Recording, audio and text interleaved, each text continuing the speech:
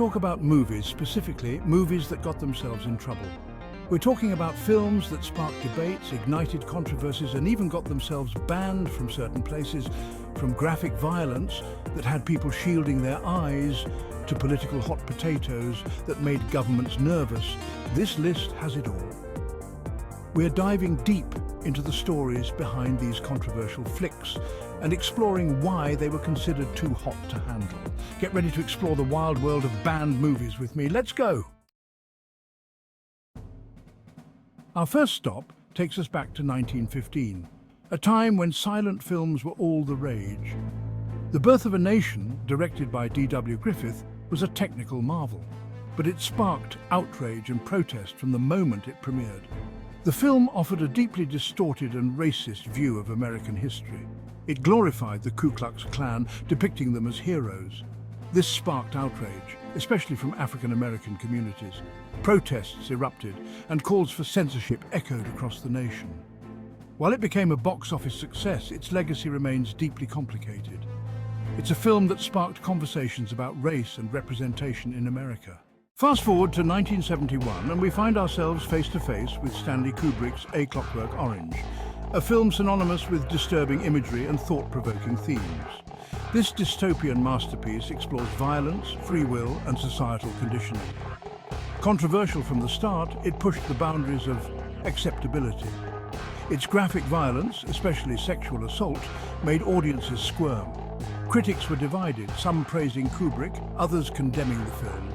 Kubrick withdrew the film from the UK after receiving threats. It remained banned for decades, re-released only after Kubrick's death. A Clockwork Orange still sparks debates on censorship and artistic freedom. When it comes to controversial films, few have stirred as much debate and protest as Martin Scorsese's 1988 masterpiece, The Last Temptation of Christ. This film, based on Nikos Kazantzakis' novel, dared to imagine Jesus Christ's experience as a man grappling with doubt, temptation, and the weight of his divine purpose. The film's portrayal of Jesus as a flawed and vulnerable human being experiencing earthly desires proved deeply unsettling for some religious groups. Protests erupted worldwide, with accusations of blasphemy and sacrilege leveled at Scorsese and the film's creators. Some countries banned the film outright, deeming it offensive to Christian beliefs. The Last Temptation of Christ became a flashpoint in the culture wars, igniting debates about the boundaries of artistic expression and the role of religion in society. Despite the controversy, the film also found its defenders who saw it as a powerful and thought-provoking exploration of faith and doubt. Chapter 4, Cannibal Holocaust, blurring the lines between fiction and reality. Buckle up, because our next entry delves into the world of extreme horror with Ruggero Deodato's 1980 film Cannibal Holocaust. This Italian horror film is not for the faint of heart. It gained notoriety for its unflinching depiction of violence, both real and simulated, and its exploration of the dark side of human nature. Cannibal Holocaust follows a group of filmmakers venturing into the Amazon rainforest to document indigenous tribes, only to become the victims of the very cannibalism they sought to exploit. The film's graphic violence, including scenes of animal cruelty, sparked outrage and disgust. Many viewers and critics questioned the ethics of filming such brutality, blurring the lines between fiction and reality. Cannibal Holocaust was banned in numerous countries, and Deodato faced legal challenges over the film's content. While acknowledging its technical achievements, some critics argued that the film crossed a line, exploiting violence for shock value.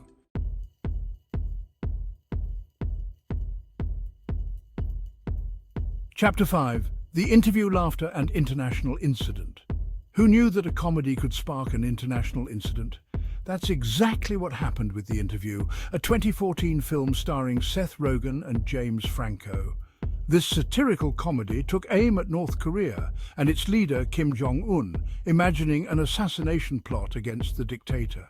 While the film was intended as a farcical comedy, North Korea didn't find it amusing. In fact, the North Korean government considered the film a direct threat and issued a series of increasingly alarming warnings. Adding fuel to the fire, hackers targeted Sony Pictures, the studio behind the interview, stealing sensitive data and threatening violence against theatres that dared to screen the film. In an unprecedented move, Sony Pictures initially pulled the film's release, citing concerns for public safety. The decision sparked a debate about censorship, freedom of speech, and whether a studio should bow to pressure from a foreign government. Chapter 6. Salo, or the 120 Days of Sodom. Exploring the depths of depravity. Pier Paolo Pasolini's 1975 film Salo, or the 120 Days of Sodom. Inspired by the Marquis de Sade's novel, it's one of the most controversial films ever made. It explores power, corruption, and the darkest recesses of human nature. Salo depicts horrific acts by fascist libertines who kidnap and torture young people. Its graphic depictions of violence and torment left audiences reeling. Banned in several countries, Salo sparked outrage and disgust. Critics debated its artistic merit, dividing audiences and critics alike.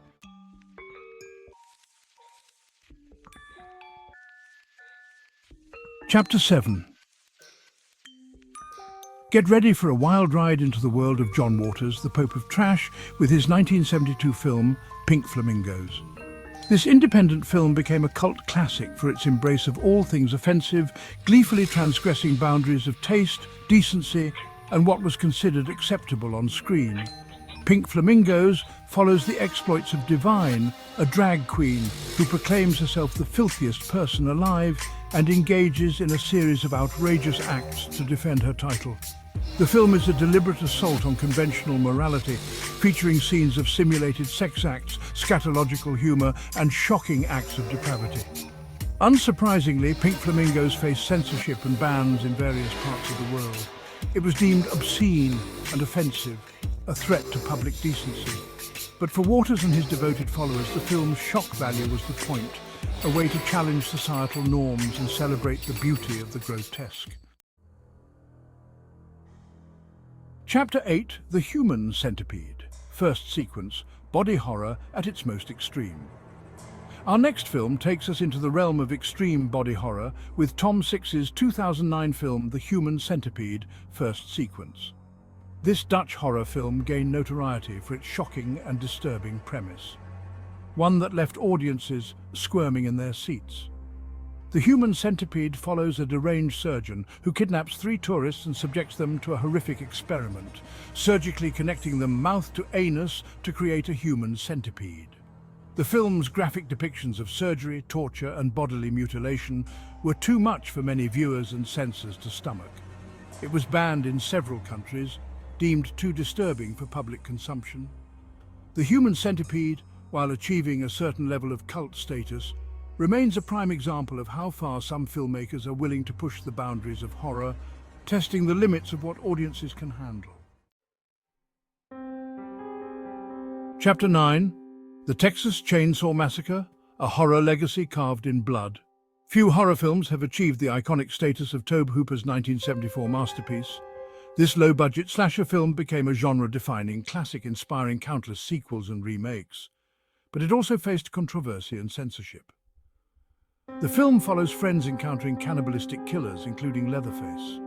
Its raw, gritty aesthetic and relentless violence made it a target for censors. Banned in several countries, it faced cuts to tone down its graphic content. Despite the controversy, it cemented its place in horror history. Chapter 10. The Little Mermaid controversy under the sea. You might be surprised to find Disney's The Little Mermaid on a list of banned movies. After all, it's a beloved animated classic that captured the hearts of children and adults worldwide. However, The Little Mermaid wasn't without its controversies, albeit on a much smaller scale than some of the other films we've explored. Some conservative groups took issue with what they perceived as suggestive imagery and themes in the film, particularly surrounding the character of Ursula the Sea Witch, inspired by drag queen Divine. Others raised concerns about the film's depiction of Ariel's longing for a world beyond the sea, interpreting it as a rejection of family and tradition. While The Little Mermaid wasn't banned outright in most places, it did face some censorship and localized sensitivity edits in certain regions. It's a reminder that even seemingly innocuous films can become entangled in cultural and political debates. And there you have it, 10 movies that faced bans for various reasons, whether due to violence, political content or societal norms. These films have left a lasting impact on the world of cinema. From thought-provoking masterpieces to shocking exploitations, these films remind us that cinema has the power to challenge, provoke, and sometimes even offend. They spark conversations about censorship, artistic freedom, and the responsibility filmmakers have in a global society. Thanks for watching, and don't forget to like, share, and subscribe for more content.